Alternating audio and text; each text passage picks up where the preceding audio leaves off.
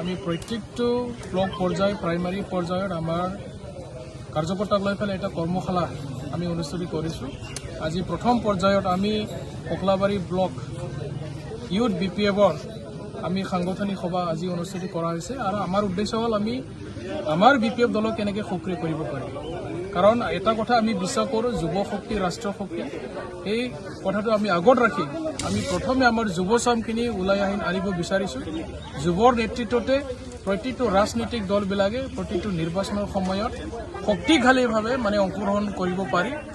তাৰ কাৰণে আমি প্ৰথমে আমাৰ সাংগঠনিক দিশটো ঠিক কৰিবৰ কাৰণে আমি প্ৰথমবাৰৰ কাৰণে আজি আমি বাক্সা জিলাৰ অন্তৰ্গত আমি ককলাবাৰী ইউথ BPFৰ পৰা এই কাৰ্যসূচী আমি আৰম্ভ কৰিছোঁ আৰু সমগ্ৰ আমাৰ BTC তথা আমি 40টা পৰিষদীয় সমষ্টিত আমি তেনেধৰণৰ কাৰ্যসূচী আমি হাতত লৈছোঁ আৰু অনাগত দিনত BPF সক্ৰিয় হ'ব।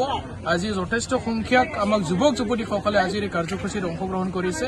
আমাৰ কাৰণে শুভ লক্ষণ, ভাল লক্ষণ। অনাগত দিনত আমি শক্তিশালী ৰূপে আমি প্ৰত্যেকটো নিৰ্বাচনত আমি অন্যান্য ৰাজনৈতিক দলবিলাক আমি প্ৰত্যাহ্বান জনাবৰ কাৰণে আজিৰ পৰা আমি প্ৰস্তুত হৈছোঁ, সাজু হৈছোঁ, টঙালি বান্ধিছোঁ আৰু যুৱ চামে আকৰ্ষিত হৈ পেলাই ওলাই আছে। নতুন নতুন যুৱক আজিও আমি দেখিবলৈ পাইছোঁ আৰু কম দিনৰ ভিতৰত বহুতখিনি সংখ্যক যুৱক যুৱতী দলে যুৱ যুৱতীসকলে BPF দলৰ আকৃষ্ট হৈ পেলাই আকৌ যোগদান কৰিবলৈ বিভিন্ন সমষ্টিবিলাকত প্ৰস্তুতি চলাই আছে আৰু এনেধৰণৰ প্ৰগ্ৰাম আমি অনাগত দিনতো আমি প্ৰত্যেকটো সমষ্টিত আমি অনুষ্ঠিত কৰিম।